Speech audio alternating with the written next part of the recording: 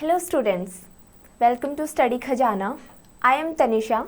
Here I am going to teach you about the magnetism. This is chapter 4th of class 12th. To study this chapter, we will continue some basics of class 10th. In class 10th, we learn few concepts of magnetism. That is, what is magnetic force, what is magnetic field lines, how a magnetic field line is created, and how the magnetism is related to electricity. Now we will study magnetism in depth. Study this chapter. Chapter 4. Magnetism. Class 10th, we read taking a bar magnet having poles north and south. As we know, magnetic field lines goes from north to south outside a magnet, but inside a magnet it goes from south to north. That's why they form a closed loop. This is our first basic. एक bar magnet लेते हैं, उसके हमें पता है दो poles होते हैं, नॉर्थ और साउथ. एक उस मैग्नेट के बाहर जो हमारी मैग्नेटिक फील्ड लाइंस जाती है वो नॉर्थ टू साउथ जाती है, और इनसाइड ए मैग्नेटिक फील्ड वो साउथ टू नॉर्थ जाती है, इसलिए वो एक क्लोज लूप फॉर्म कर लेती है. ये हमारा फर्स्ट बेसिक है. हमारा सेकंड बेसिक है, कोई भी हम एक करंट कैरिंग वायर लेते हैं, कोई भी एक स्ट्रेट वायर लिया, इसमें मानो कि आई करंट जा रहा है. आई करंट गया, जब किसी भी एक वायर में आई करंट फ्लो होता है तो ये सराउंडिंग में एक फील्ड जनरेट कर लेता है. फील्ड जनरेट कर लेता है. इसकी अब हम बताएंगे कैसे कि किस डायरेक्शन में जाता है. इससे हम शो करेंगे, show by right hand thumb rule. जैसे अब ये हमारा राइट हैंड है, ये हमारा थंब है. अगर ये हमारा वायर है जो स्ट्रेट जा रहा है, ये स्ट्रेट जा रहा है, इसमें ऐसे ऊपर करंट जा रहा है, तो इसकी डायरेक्शन ये होगी.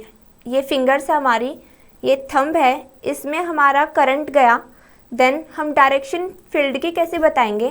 Curve the finger and this will gives us the direction of field, that is anti clockwise. Therefore, we show here this is direction of field. यहाँ से हम ना एक फॉर्मूला जनरेट किया था क्लास 10th में. दैट इज जो field होता है वो क्या होता है? B is equal to mu naught by 4 pi 2I by R, where I is current in wire and R is distance of field from wire. अब सबसे पहले क्वेश्चन क्या राइज होता है? क्वेश्चन ये राइज होता है कि हमें पता कैसे चलेगा कि इस वायर के साइड में करंट है, क्योंकि ऐसे हमें फील तो हो नहीं रहा कि कोई हमें पुश कर रहा है, इस तरह पुश किया या उस तरह पुश किया. तो ये हम पता करेंगे एक निडल से. वो निडल से कैसे? जैसे हमने कोई भी एक निडल ली और वो हमने यहाँ पे रखी, तो उसने डिफ्लेक्शन शो किया, तो हमें पता चला कि यहाँ पे कुछ है जो हमें मूव कर रहा है या हिंडर कर रहा है, तो इसलिए उसने डिफ्लेक्शन शो किया. यहाँ से हमने एक और रिजल्ट निकाला. वो रिजल्ट क्या था? जैसे जैसे हम निडल वायर के पास लेके आए तो उसने ज़्यादा डिफ्लेक्शन शो शुरू कर दिया. मीन्स अगर हम इस वाले पॉइंट पे देखते हैं उस निडल को, तो वो ज़्यादा डिफ्लेक्ट कर रही है. इससे हमने क्या कंक्लूड किया कि जो मैग्नेटिक फील्ड की स्ट्रेंथ होती है वो करंट के साइड में बहुत ज़्यादा होती है. दैट इज़ अगर हमारे स्मॉलर डिस्टेंस है तो वहाँ पे मैग्नेटिक फील्ड की स्ट्रेंथ क्या होगी? मैक्सिमम होगी. तो यहाँ से कंक्लूजन क्या निकला? B is inversely proportional to R, जिससे हमारे ये फॉर्मूला आया था बाद में. और जितना ज़्यादा करंट होगा, दो ही फैक्टर पे डिपेंड करता है ये. And the second one is जितना ज़्यादा करंट होगा, second factor is maximum the current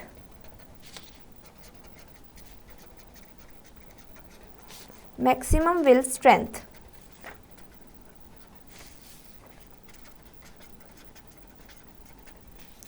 Therefore B is directly proportional to I. इसलिए हमने यहीं से कंक्लूड किया था B is equal to mu naught by 4 pi 2I by R. Mu naught क्या होता है? म्यू नॉट होता है permeability of free space. Permeability, magnetic permeability क्या होती है? मैग्नेटिक परमिएबिलिटी इज, हम कोई भी लेते हैं, magnetic permeability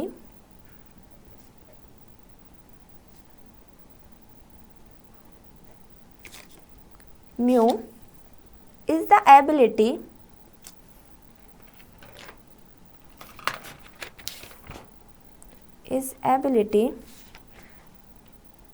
of a substance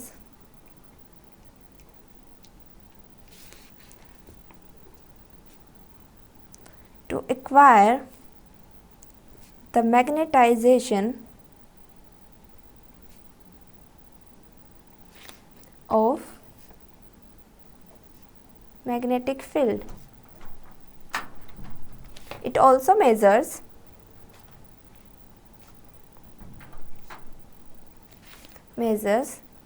that how a magnetic field penetrates the matter.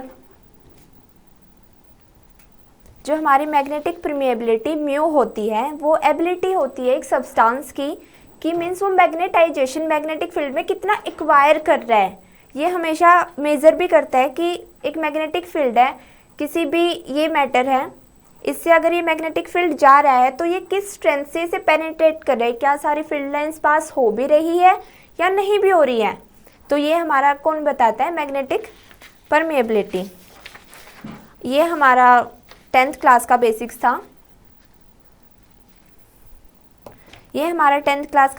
था. अब हम 12th क्लास के सिलेबस पे जंप करते हैं. ठीक है, अब हम कोई भी यूनिफॉर्म मैग्नेटिक फील्ड लेते हैं. फर्स्ट हम कर क्या रहे हैं? हम कर रहे हैं topic force on a charge particle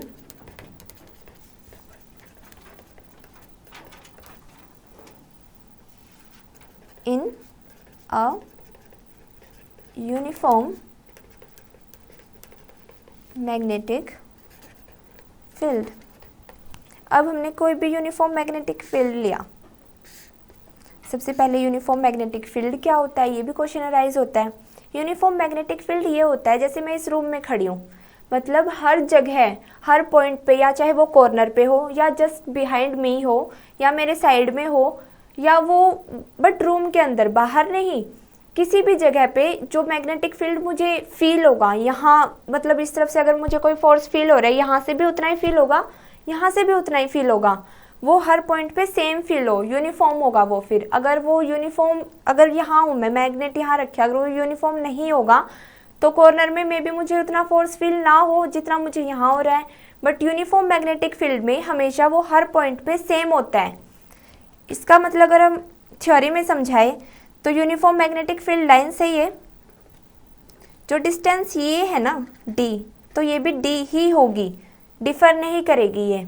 ठीक है, हमने कोई भी यहाँ पे एक चार्ज पार्टिकल Q प्लेस किया है. ठीक है, ये हमारी मैग्नेटिक फील्ड लाइंस हैं. तो जो इस पे चार्ज Q पे हमारा फोर्स फील होगा ना, वो क्या होगा? अगर ये किसी भी, हमने मानो, हम पहले थ्योरी लिख लेते हैं थोड़ी. Consider a charge particle Q in uniform magnetic field. If this charge particle launch with a velocity v, then force can be written as S। ठीक है, तो हमारा फोर्स क्या होगा, मैग्नेटिक फोर्स को हम FB से रिप्रेजेंट करेंगे। वो क्या होगा, उसकी इनहेरेंट प्रॉपर्टीज़ होती है कुछ, उसकी इनहेरेंट प्रॉपर्टीज़ हैं, वो मैग्नेटिक फोर्स जो है वो डायरेक्टली प्रोपोर्शनल होगा चार्ज के, डायरेक्टली प्रोपोर्शनल होगा मैग्नेटिक फील्ड के, और वो डायरेक्टली प्रोपोर्शनल होगा वेलोसिटी, जिस वेलोसिटी से हमने चार्ज पार्टिकल को लॉन्च किया है। ये पार्टिकल वाली वेलोसिटी है।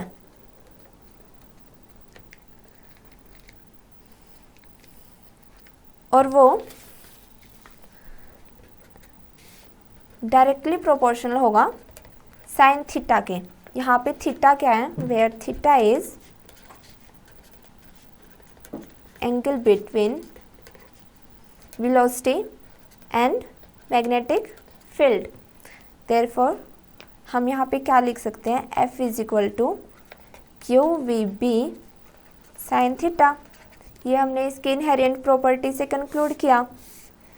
अब हमने क्या पढ़ा है, 11th क्लास में हमने क्रॉस प्रोडक्ट और स्केलर प्रोडक्ट पढ़ा है ना। तो ये क्या है, क्यू हमारे यहाँ पे क्या है, स्केलर क्वांटिटी, ये हमारी क्या है, वेक्टर क्वांटिटी। वेक्टर क्वांटिटी में जब हमारा साइन थीटा होता है तो उसे हम क्या लिख सकते हैं, वेक्टर है, v है और b है। अगर ये साइन के साथ है तो ये क्या हो जाएगा, v cross b, that is cross product. यही तो पढ़ा है हमने इसमें 11th क्लास में कि क्रॉस प्रोडक्ट क्या होता है। v क्रॉस b को हम क्या लिख देते हैं, vb साइन थीटा। तो यहाँ पे vb साइन थीटा से हम जंप कर रहे हैं v क्रॉस b पर। तो यहाँ से फोर्स की जनरलाइज फॉर्म क्या आ जाती है, q v क्रॉस b। ये v और b हमारा ये I है, मानो ये k है। जब हमारा I क्रॉस k होता है हम इसे z और x एक्सिस में ले रहे हैं, ठीक है। ये हमारा I है, मीन्स वेलोसिटी है। ये हमारा k कैप होगा, ये हमारे मैग्नेटिक फील्ड के लिए है, ये हमारे वेलोसिटी के लिए है। तो I क्रॉस k क्या होता है, माइनस ऑफ j। तो F is equal to Q V cross B तो आ जाएगा। ये माइनस ऑफ j मैं इसलिए बता रही हूँ क्योंकि डायरेक्शन बताने के लिए कि अपवर्ड फोर्स लग रहा है या डाउनवर्ड फोर्स लग रहा है। अब देखो यहाँ पे कोई भी हम एक प्लेन लेते हैं, कोई भी हमने एक प्लेन लिया, इसमें हमारी वेलोसिटी है, ये चार्ज पार्टिकल है प्लस q, यहाँ पे v, यहाँ पे b। तो हम फोर्स बता रहे हैं राइट हैंड थंब रूल से। राइट हैंड थंब रूल क्या होता है, कर्ल द फिंगर्स। अगर हम इन फिंगर्स को वेलोसिटी बता रहे हैं, अगर हम इन फिंगर्स को वेलोसिटी बता रहे हैं, ठीक है, ये वेलोसिटी की डायरेक्शन दे रही है हमारी, then curls the fingers and this will gives us the direction of force. ये है, पर ये हमारा क्या है, माइनस j था, तो ये फोर्स कहाँ जाएगा, ये फोर्स हमारा जाएगा माइनस ऑफ j डाउनवर्ड। अगर कोई भी यहाँ पे वेलोसिटी है किसी भी चार्ज पार्टिकल की और ये मैग्नेटिक फील्ड के साथ परपेंडिकुलर पे है, तो हमारा फोर्स वहाँ पे प्लेन के डाउनवर्ड जाएगा। याद रखना मैं बोल रही हूँ प्लेन के डाउनवर्ड, ना कि किसी वेलोसिटी या मैग्नेटिक फील्ड के डाउनवर्ड। और अगर यहाँ ये किसी प्रोटॉन के लिए था, अब नेगेटिव चार्ज पार्टिकल भी हो सकता है, इलेक्ट्रॉन भी तो एग्जिस्ट करता है। तो अगर मैं यहाँ पे नेगेटिव चार्ज पार्टिकल पुट करती हूँ तो ये हमारा फोर्स सिंपली चला जाता है अपवर्ड। बिकॉज आप कैसे याद रख सकते हैं, माइनस माइनस माइनस माइनस क्या होता है, प्लस, प्लस होते ही ये चला जाएगा अपवर्ड, ठीक है। ये तो सिर्फ डायरेक्शंस की बात थी। अब क्या करते हैं, हम इसके कुछ केस ले लेते हैं।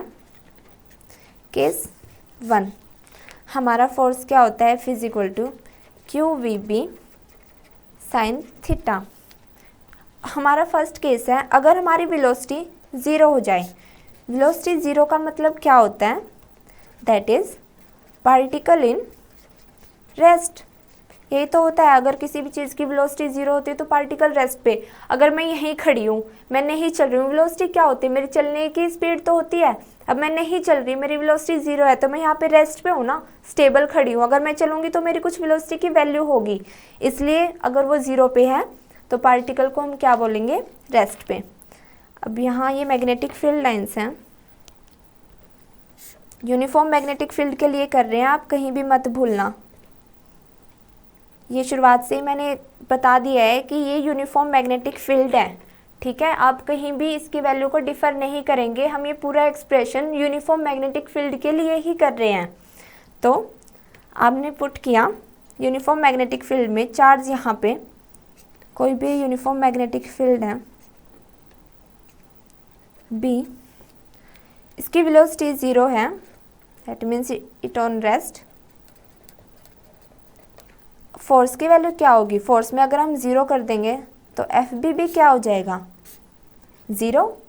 देयरफॉर अगर हमारा पार्टिकल रेस्ट पे है और वो यूनिफॉर्म मैग्नेटिक फील्ड में है तो उसका फोर्स ज़ीरो आ जाएगा। इसका मतलब वो हमेशा के लिए स्टैटिक ही रहेगा, स्टैटिक या स्टेबल ही रहेगा, वो कभी भी उस पोजीशन से मूव नहीं करेगा, उस पर कोई फोर्स लगेगा ही नहीं। क्योंकि अगर कोई फोर्स लगेगा, मैं यहाँ खड़ी हूँ, कोई मुझे पीछे से धक्का देगा तभी तो मैं हिलूंगी। अगर मैं नहीं हिल रही हूँ, फोर्स ही नहीं लग रहा है, तो मैं हमेशा यहीं खड़ी रहूँगी। पार्टिकल के केस में यही हो जाएगा, वो हमेशा इसी पॉइंट पे स्टेबल रहेगा, वो चेंज होगा ही नहीं, ठीक है। अब हम सेकंड केस कर रहे हैं। केस सेकंड क्या हो, अगर हमारी वेलोसिटी ज़ीरो ना हो, पहले केस में हमने क्या किया, वेलोसिटी ज़ीरो थी, इस केस में हम क्या कर रहे हैं, वेलोसिटी ज़ीरो नहीं ले रहे हैं, बट हमारा जो थीटा है ना वो ज़ीरो हो जाए, थीटा क्या हो, ज़ीरो। और हमारा थीटा क्या था, angle between V and B, that is ये यूनिफॉर्म मैग्नेटिक फील्ड है। यहाँ पे चार्ज पार्टिकल Q है, ठीक है, ये B है। थीटा ज़ीरो होना कि उसी डायरेक्शन में जा रहा है, इस डायरेक्शन में B है, तो जो ये मूव करेगा ये भी इसी डायरेक्शन में कर रहा है, क्योंकि ये यहाँ V और ये B।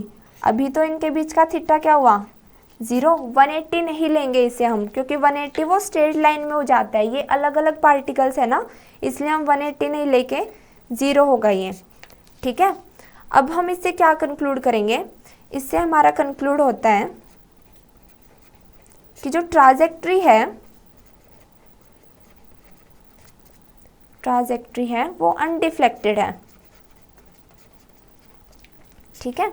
क्योंकि अब मैं जा रही हूँ यहाँ से, जैसे मैग्नेटिक फोर्स है, ठीक है, मैग्नेटिक फील्ड लाइन यहीं जा रही है, मैं भी इसी डायरेक्शन में चलती रहूँ, कोई फोर्स मुझे अपोज नहीं कर रहा है, उस तरफ से आके मुझे अपोज नहीं कर रहा है या उस तरफ से आके मुझे अपोज नहीं कर रहा है, तो मैं स्ट्रेट लाइन में ही जाती रहूँगी, मेरी ट्राजेक्ट्री अनडिफ्लेक्टेड रहेगी। डिफ्लेक्ट होना क्या होता है कि जो मेरा पाथ है मैं उससे हिल डुल गई, कहीं भी डिफ्लेक्ट हो गई, सिंपली ये होता है डिफ्लेक्ट का मतलब कि जो नॉर्मली हम स्ट्रेट लाइन में जा रहे हैं उससे, यहाँ से जा रही हूँ तो मैं यहाँ जाऊँ, यहाँ से जा रही हूँ तो यहाँ चली जाऊँ, डिफ्लेक्शन ये होता है। तो अगर मुझे कोई फोर्स लग ही नहीं रहा है तो मैं अनडिफ्लेक्टेड हो जाऊँगी। ट्राजेक्ट्री आप समझते हैं, 11th क्लास में जब हमने प्रोजेक्टाइल की थी, ट्राजेक्ट्री क्या होता है, पाथ फॉलोड होता है। तो समझ गए आप कि उस चार्ज पार्टिकल का जो पाथ फॉलोड होगा वो अनडिफ्लेक्टेड होगा, मीन्स वो जाता ही रहेगा जिस स्ट्रेट लाइन में जा रहे हैं।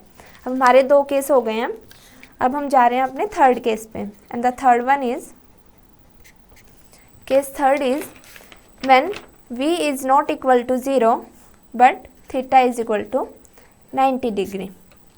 हमारा फोर्स क्या होता है, F is equal to QVB sine of theta, ठीक है। साइन थीटा क्या होता है, 1, sine 0 0, sine theta 1, sine theta is equal to 1 when theta is equal to 90 degree. Therefore force क्या आ जाएगा, QVB, ये हमारा फोर्स मैक्सिमम वैल्यू देता है 90 डिग्री पे, that is here this is FB of maximum, जब हमारा थीटा मैक्सिमम होता है। अब आप समझ रहे हो कि ये थीटा मैक्सिमम 90 कैसे हुआ है, मीन्स ये यूनिफॉर्म मैग्नेटिक फील्ड थी ना, जो इसमें जो मैंने यहाँ पे चार्ज पार्टिकल रखा था, ये मैग्नेटिक फील्ड थी, लास्ट वाले केस में भी बताया। और ये पहले लास्ट वाले केस में क्या हो रहा था, इसी की डायरेक्शन में जा रहा था v, बट अब क्या हो रहा है, वो 0 डिग्री एंगल था ना, अब क्या हो रहा है, ये 90 डिग्री पे जा रहा है। मीन्स अगर मैग्नेटिक फील्ड लाइंस इस डायरेक्शन में है तो v क्या है, ऊपर, मीन्स हमारा चार्ज पार्टिकल ऊपर जा रहा है, मैग्नेटिक फील्ड लाइंस इस तरफ और चार्ज पार्टिकल ऊपर।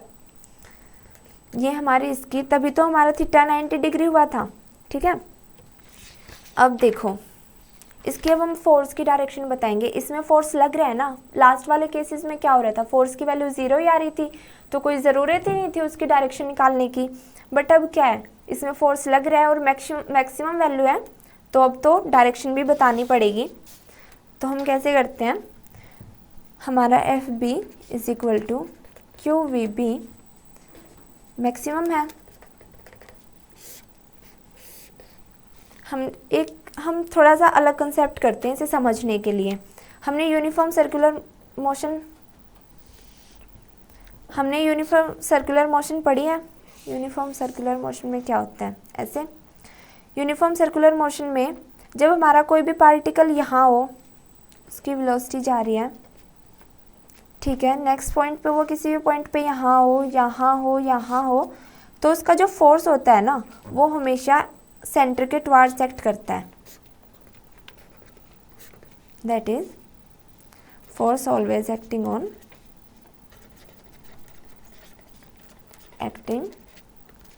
Towards centre.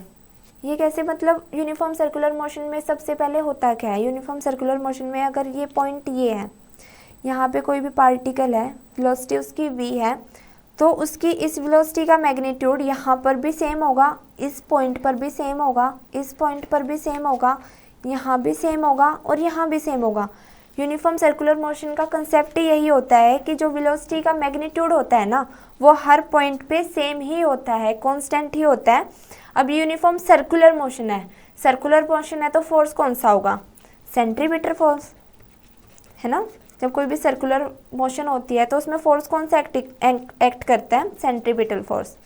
उसकी वैल्यू क्या होती है, F C is equal to M V square by R, अगर इसकी रेडियस आर थी, ठीक है, ये इसकी रेडियस है।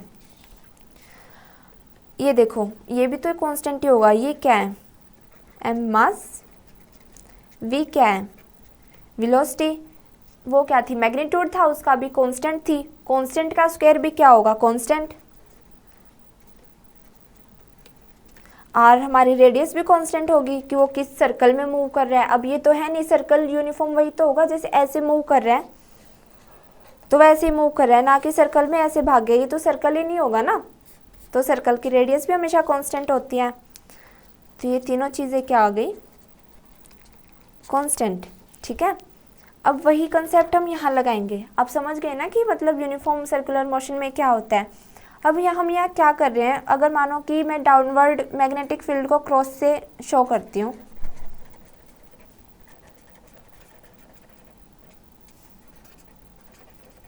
और डॉट से कर रही हूँ मैं अपवर्ड को, मैग्नेटिक फील्ड को, ठीक है। डाउनवर्ड और आप अपवर्ड समझ रहे हो, जैसे ये है, ये हमारा कोई भी प्लेन था, अगर इसकी मैग्नेटिक फील्ड लाइंस जा रही है तो वो नीचे की तरफ जाए तो वो डाउनवर्ड होगा, ठीक है। अगर वो मैग्नेटिक फील्ड लाइंस इस प्लेन से ऐसे ऊपर की तरफ जा रही है तो वो अपवर्ड होगा। तो डाउनवर्ड वाली को मैं किससे शो कर रही हूँ, क्रॉस से, और जो अपवर्ड जा रही है इसके, उसको किससे कर रही हूँ मैं, डॉट से। तो मैं यहाँ पे ले रही हूँ डाउनवर्ड मैग्नेटिक फील्ड, मैंने डाउनवर्ड मैग्नेटिक फील्ड लाइंस ली यहाँ पे, और उसमें कोई भी एक चार्ज पार्टिकल क्यू पुट कर दिया, ठीक है। उसकी वेलोसिटी जा रही है ऐसे, ठीक है। ये कैसे हो रहा है, ये देखो, ये हमारी क्या है, अगर मैं अपनी फिंगर्स को प्लेस कर रही हूँ वेलोसिटी की डायरेक्शन में, वेलोसिटी जो वेलोसिटी से मैं इस चार्ज पार्टिकल को लॉन्च कर रही हूँ, ये वो वेलोसिटी है। ये हमारा डाउनवर्ड क्या है, मैग्नेटिक फील्ड लाइंस। अगर मैं यहाँ पे इस प्लेन को पुट कर दे रही हूँ तो हमारा फोर्स हमने पीछे पड़ा है वो कहाँ लगेगा, प्लेन के या तो अपवर्ड या फिर प्लेन के डाउनवर्ड, ना कि वो वेलोसिटी और मैग्नेटिक फील्ड लाइंस के जा रहा है वो प्लेन के अपवर्ड या डाउनवर्ड जा रहा है, समझे आप। अब दोबारा से देखिए, ये जो वेलोसिटी है, अगर मैं अपनी फिंगर्स को, मैं इन फिंगर्स को वेलोसिटी की डायरेक्शन में लॉन्च कर रही हूँ और अपने थंब को मैं रिप्रेजेंट कर रही हूँ मैग्नेटिक फील्ड लाइन से, तो ये हमने प्लेन लिया, तो फोर्स हमारा एक्ट करेगा या तो upward to the direction of plane या downward to the direction of plane, ठीक है। तो ये हमारी डायरेक्शन थी v, ठीक है। तो हमारा फोर्स क्या है, ये डाउनवर्ड जा रहा है, ये ऐसे जा रही है, ये हमारी ऐसे, ये ऐसे, तो हमारा इस तरफ फोर्स लगेगा, ये हमारा हो गया फोर्स। अगर ये फोर्स नहीं होता तो हमारा पार्टिकल कहाँ जाता, हमारा पार्टिकल यहाँ मूव करता, बट अब ये फोर्स लग रहा है जो इसे इस तरफ पुश कर रहा है ना, तो इसलिए ये पार्टिकल स्लाइटली इस तरफ आ जाएगा, जो पार्टिकल यहाँ आना था। अब जो वेलोसिटी लगेगी वो उस पर यहाँ से लगेगी, वेलोसिटी लगी, फिर फोर्स ने इसे यहाँ किया तो ये फिर थोड़ा यहाँ आ जाएगा, फिर यहाँ आ जाएगा, ऐसे ऐसे करके ये एक सर्कुलर मोशन फॉलो करेगा, ठीक है, सर्कुलर पाथ फॉलोड करेगा।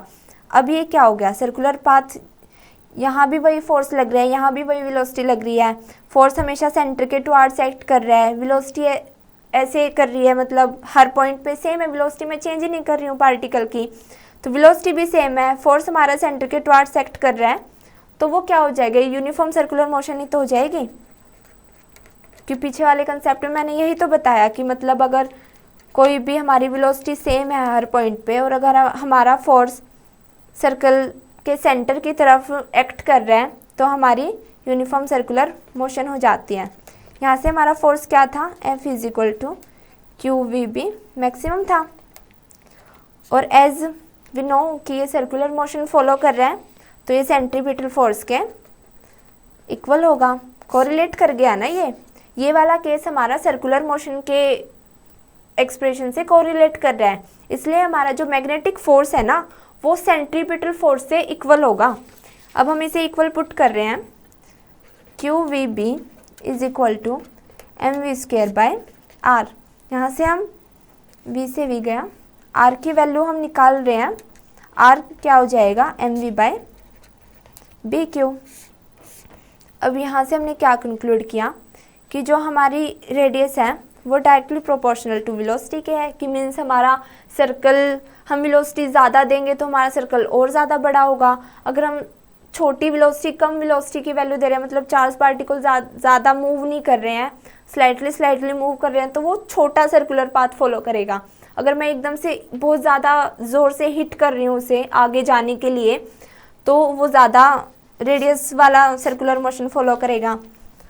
और हमारा दूसरा कंक्लूजन क्या है, inversely proportional to magnetic field, मतलब ज़्यादा मैग्नेटिक फील्ड लाइंस हैं तो कम हमारी रेडियस होगी, मतलब सर्कुलर पाथ जो फॉलो करेगा वो छोटा करेगा, ठीक है।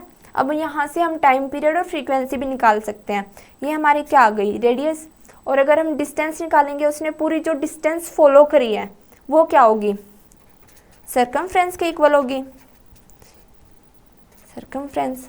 और सर्कमफ्रेंस क्या होती है सर्कल की, 2πr, ये हम मैथ्स में पढ़ते ही हैं, एरिया πr² और सर्कमफ्रेंस 2πr। डिस्टेंस ये हो गई। हमारा डिस्टेंस क्या होती है, स्पीड इनटू टाइम, स्पीड हमारी क्या थी v, तो हमारा टाइम यहाँ से क्या आ जाएगा 2πr बाय v। और हमारी फ्रीक्वेंसी क्या आ जाएगी, फ्रीक्वेंसी हमारी क्या होती है μ1/t, तो वो क्या हो जाएगी v/2πr। ऐसे ही हम यहाँ से ओमेगा भी निकाल सकते हैं, एंगुलर फ्रीक्वेंसी भी 2πμ, मतलब जो भी निकालना है हम निकाल सकते हैं अब, क्योंकि हमारे पास टाइम भी है और रेडियस भी है, वेलोसिटी भी है, ठीक है। टाइम पीरियड आप समझते हो, टाइम पीरियड ये होता है जैसे किसी भी पार्टिकल पे, यहाँ पे है वो पार्टिकल और उसका टाइम पीरियड 5 सेकंड है, तो 5 सेकंड के बाद वो दोबारा से मूव करके इसी पॉइंट पे आ जाएगा, ये टाइम पीरियड होता है, ठीक है। अगर उसका टाइम पीरियड 4 सेकंड है तो वो 4 सेकंड में इतने पे आ जाएगा, अगर उसका 4 घंटे है तो वो 4 घंटे के बाद ही आएगा यहाँ पे, ना कि 4 सेकंड में आ जाए। टाइम पीरियड यही होता है कि जहाँ से मैंने रिवॉल्यूशन शुरू किया उसी रिवॉल्यूशन पे मैं बाद में आ जाऊँ, और वो हमेशा मेरा यूनिफॉर्म सर्कुलर मोशन में भी वो इक्वल ही होता है। अगर मैं 4 सेकंड में आ रही हूँ तो मैं 4 सेकंड में ही आऊँगी, अगर मैं 4 घंटे में आ रही हूँ तो मैं 4 घंटे में ही आऊँगी, क्योंकि वेलोसिटी सेम है, फोर्स भी सेम लग रहा है, तो कोई चांस ही नहीं बनता कि हमारा टाइम पीरियड भी चेंज हो जाए। ठीक है, क्योंकि मैं अगर तेज भागूंगी तभी तो मैं उस पॉइंट पे जल्दी से आऊँगी, बट मैं उसी स्पीड से चल रही हूँ तो मैं उसी टाइम पे आऊँगी। ये हो गया हमारा third case. The fourth one is case fourth. अब तक हमने क्या किया था कि पहले तो हमने वेलोसिटी 0 ले ली, उसके बाद हमने थीटा 0 ले लिया, उन 2 केसेस में तो हमारा फोर्स ही 0 हो गया था। थर्ड केस में हमने क्या किया था, थर्ड केस में हमने थीटा 90 ले लिया था तो हमारा फोर्स मैक्सिमम आ गया था। बट ये भी तो हो सकता है ना कि हमारा थीटा वेरी कर जाए, वेलोसिटी हमारी नॉट इक्वल टू 0 है बट हमारा थीटा वेरी कर जाए 0 और 90 के बीच में, मतलब कोई भी आर्बिट्री एंगल आ जाए, आर्बिट्री एंगल आ जाए। ठीक है, मतलब कोई भी, जैसे मैग्नेटिक फील्ड लाइंस हैं, ठीक है,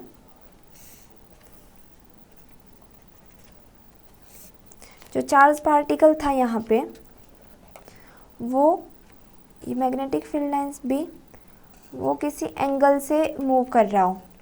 ठीक है, तो अब हम कैसे करेंगे, अब इसमें हम थोड़ा अपना बेसिक कंसेप्ट लगाएंगे। हमने 11th में पढ़ा है ना, 11th क्लास में हमने रिजॉल्व करना पढ़ा था, मतलब कंपोनेंट्स रिजॉल्व कैसे करते हैं।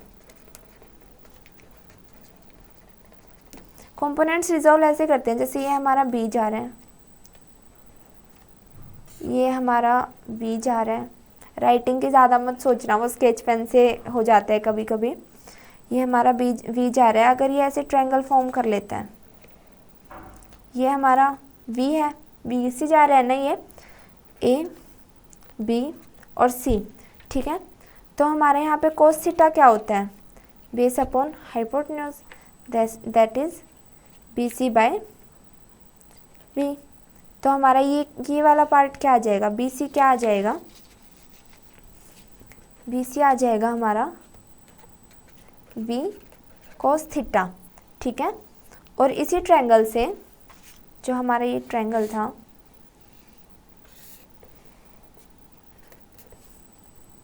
ये सी, ये बी, ये ए, यहाँ से हमारा बी सी आ गया था वी कोस थीटा। और अगर हम साइन थीटा निकालें, साइन थीटा हमारा होता है परपेंडिकुलर अपॉन हाइपोटेन्यूज। परपेंडिकुलर यहाँ पे क्या है, ए बी, हाइपोटेन्यूज वी, तो हमारा ए बी क्या आ जाएगा, वी साइन ऑफ थीटा। तो यहाँ पे क्या कर सकते हैं हम, तो हमारा ये वाला कंपोनेंट जो आएगा वो आएगा वी कोस थीटा, और जो ये वाला कंपोनेंट आएगा जो परपेंडिकुलर होगा वो आएगा वी साइन थीटा। ठीक है, मतलब जो कंपोनेंट हमारा मैग्नेटिक फील्ड लाइंस के साथ ही जा रहा है, मूव कर रहा है, वो हमारा वी ऑफ कोस थीटा होगा, और जो परपेंडिकुलर जा रहा है वो वी ऑफ साइन थीटा होगा। अब यहाँ पे हमारा जो मैंने पीछे पढ़ाया वो दोनों ही कॉन्सेप्ट यूज़ होंगे कि मतलब थीटा परपेंडिकुलर भी है और थीटा 0 भी है।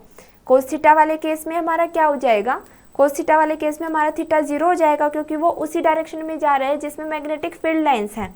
और वी साइन थीटा के उसमें फॉर्म में हमारा थीटा हम 90 डिग्री वाला केस यूज़ करेंगे, क्योंकि इसमें थीटा क्या है, 90 डिग्री हो रहा है। ठीक है, तो वी कोस थीटा वाला केस और वी साइन थीटा वाला केस। ठीक है, फोर्स हमारा पता ही है, F is equal to Q we B sine theta.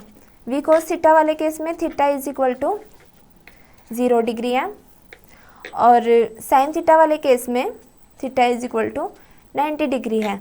तो ये क्या है, यहाँ पे जो हमारा फोर्स आएगा ना, जो पहले तो हम वेलोसिटी का कंपोनेंट निकाल रहे हैं, यहाँ पे जो कंपोनेंट आएगा वो इन दोनों का एडिशन होगा, क्योंकि एक ही टाइम पे दोनों ही वेलोसिटी की वैल्यू हमें मिल रही है। क्योंकि पिछले केसेस में क्या था, या तो सिर्फ थीटा 90 वाली मिल रही थी या फिर थीटा 0 वाली मिल रही थी, इसलिए इसमें अब एक ही टाइम पे हमें दोनों मिल रही है। इस वी कोस थीटा वाले का मतलब क्या है कि इसी में हमारी v है, इसी डायरेक्शन में हमारा b है। इसमें क्या है, v हमारा अपवर्ड है, ये ऐसे b है, मीन्स 90 डिग्री का एंगल फॉर्म कर रहा है। जब हमारा सेम जाता है सेम डायरेक्शन में, तो फोर्स क्या आ जाता था हमारा, 0। इसमें क्या आ जाता था, फोर्स मैक्सिमम। ठीक है, अब हमने मोशंस भी देखी थी। इसमें क्या था, एक स्ट्रेट लाइन अनडिफ्लेक्टेड पाथ था ना इसका, तो इसमें स्ट्रेट लाइन अनडिफ्लेक्टेड पाथ है। और इसमें क्या आया था, सर्कुलर आया था। तो इसमें क्या हो जाएगा, अगर खाली ये होता तो वो सर्कुलर मूव करता, ये होता तो वो स्ट्रेट लाइन में जाता। अब क्या है, ये दोनों ही जा रहे हैं ना, तो इसलिए अब वो हेलिक्स फॉर्म करेगा। अब पाथ उसका ऐसा जाएगा, ऐसा मीन्स अगर वो सर्कुलर होता तो वो सिर्फ ऐसे जाता ना, बट अब क्योंकि ये स्ट्रेट लाइन भी ऐड हो रही है इसमें, तो इसलिए ये स्लाइटली इससे आगे मूव कर जाएगा। ठीक है, और इसमें टाइम पीरियड क्या होगा, टाइम पीरियड इसमें रिवॉल्यूशन ऐसे होगा, यहाँ से अगर ये मूव कर रहा है ना, तो इसका एक रिवॉल्यूशन यहाँ पे जाके ख़त्म हो रहा है। ठीक है, यहाँ से मूव कर रहा है तो एक रिवॉल्यूशन यहाँ पे जाके ख़त्म हो रहा है।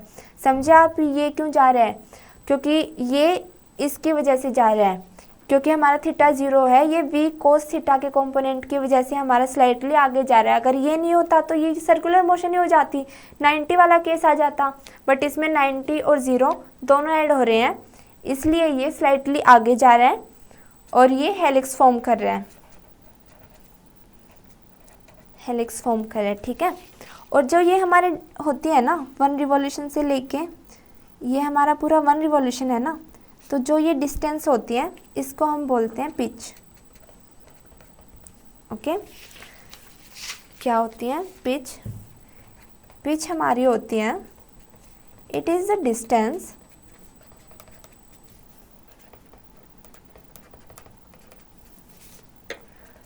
To cover 1 complete revolution. ठीक है, अब हम यहाँ से पिच की वैल्यू निकाल लेंगे। मेनली हमारे जो एग्ज़ाम में आता है वो पिच की वैल्यू ही पूछते हैं कि आप पिच की वैल्यू बताइए। सीधा ये नहीं बोलेंगे कि आप v cos थीटा का कंपोनेंट यूज़ करिए या v sin थीटा का कंपोनेंट यूज़ करिए। वो सीधा बोलेंगे कि कोई भी एक चार्ज पार्टिकल है जो हमने यूनिफॉर्म मैग्नेटिक फील्ड में पुट किया है, उस पर जो फोर्स एक्ट कर रहा है, उसके बाद जो उसकी पिच आएगी ना, वो पूछेंगे कि आप उस पिच को बताइए। ठीक है, what is the pitch of a force acting on A charge particle in uniform magnetic field. तो पिच क्या होती है, इट इज़ अ डिस्टेंस, तो ये क्या हो जाएगी, स्पीड इनटू टाइम।